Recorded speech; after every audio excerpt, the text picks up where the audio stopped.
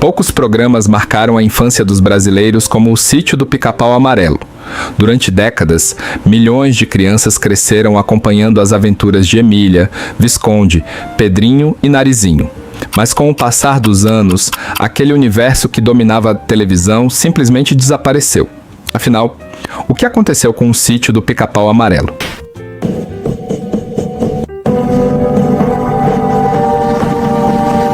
Muito antes de conquistar milhões de telespectadores na televisão, o Sítio do Pica-Pau Amarelo nasceu dentro das páginas de um livro. Seu criador foi Monteiro Lobato, um dos escritores mais conhecidos da literatura brasileira. No início do século XX, Lobato acreditava que as crianças poderiam aprender de uma forma diferente. Em vez de apenas decorar conteúdos da escola, elas poderiam viajar por histórias cheias de fantasia, aventura, ciência e personagens inesquecíveis. Foi dessa ideia que nasceu o universo do Sítio do Pica-Pau Amarelo.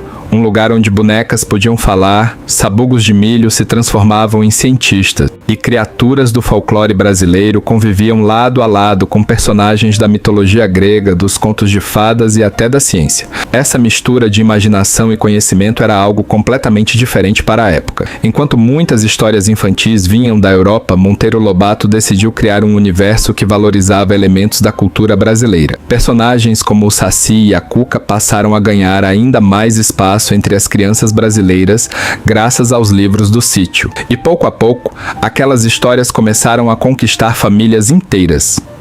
O sucesso foi tão grande que anos depois, aquela pequena fazenda imaginária deixaria as páginas dos livros para ganhar vida diante das câmeras. Mas ninguém imaginava que o Sítio do Pica-Pau Amarelo se transformaria em uma das maiores produções da história da televisão brasileira.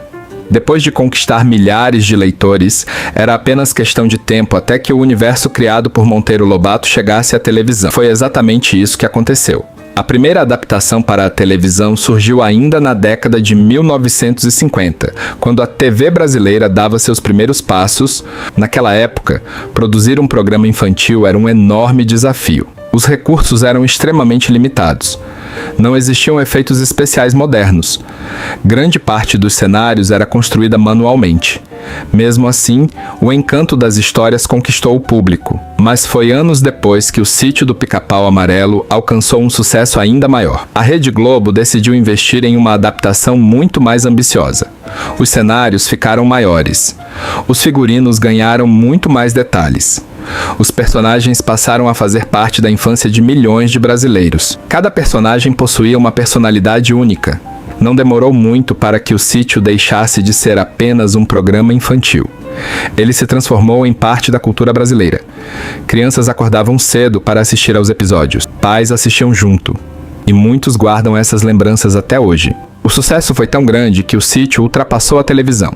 Livros continuavam sendo publicados, brinquedos eram vendidos em todo o Brasil.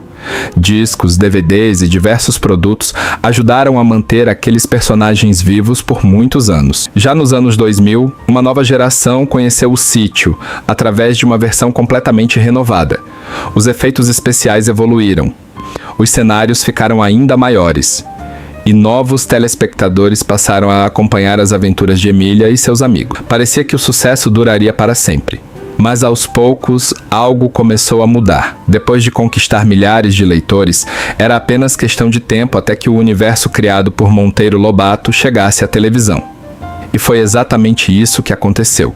Mas aos poucos, algo começou a mudar.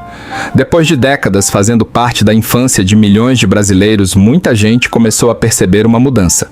O Sítio do Pica-Pau Amarelo já não aparecia com a mesma frequência na televisão. Mas afinal, o que aconteceu? A resposta não está em apenas um motivo. Ao longo dos anos, a forma como as crianças consumiam entretenimento mudou completamente.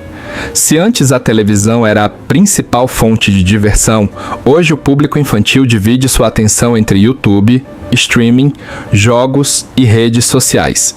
Ao mesmo tempo, a própria televisão brasileira também mudou.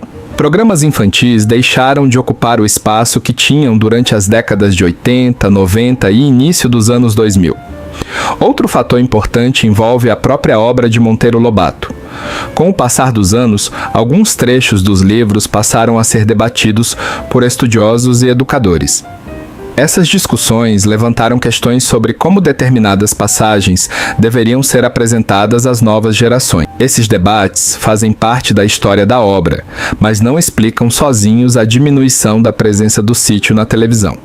Na prática, o sítio enfrentou um conjunto de mudanças. Os hábitos das crianças mudaram. A televisão mudou. A forma de produzir conteúdo infantil também evoluiu. E pouco a pouco, aquele universo que dominava as manhãs da TV aberta passou a aparecer cada vez menos, mas desaparecer da programação não significa desaparecer da memória. Mesmo depois de tantos anos, basta ouvir o nome de Emília, Visconde ou Dona Benta para que milhões de brasileiros se lembrem imediatamente de sua infância. E talvez seja justamente esse o maior legado do Sítio do Pica-Pau Amarelo. Uma história que continua viva na lembrança de quem cresceu acompanhando suas aventuras. Mesmo depois de tantos anos, o Sítio do Pica-Pau Amarelo continua ocupando um lugar especial no coração de milhões de brasileiros. Para muitos, ele foi o primeiro contato com a literatura. Para outros, foi através de seus personagens que nasceram o gosto pela leitura, pela ciência, pelo folclore brasileiro e pela imaginação. Cada personagem ensinava alguma coisa. Ao longo das décadas, o universo criado por Monteiro Lobato ultrapassou as páginas dos livros. Virou programa de televisão, virou desenho animado, virou brinquedo, virou parte da infância de diversas gerações. Hoje, talvez as crianças tenham outros personagens favoritos. Os tempos mudaram. A tecnologia mudou. A forma de consumir entretenimento mudou. Mas algumas histórias conseguem atravessar gerações, e o Sítio do Pica-Pau Amarelo é uma delas, porque algumas lembranças nunca deixam de existir. E você, qual personagem do sítio marcou a sua infância? Conta aqui nos comentários. Se você gosta de conhecer a história por trás dos maiores clássicos da cultura pop, inscreva-se no Oi Nerd, porque ainda existem muitas histórias que merecem ser lembradas.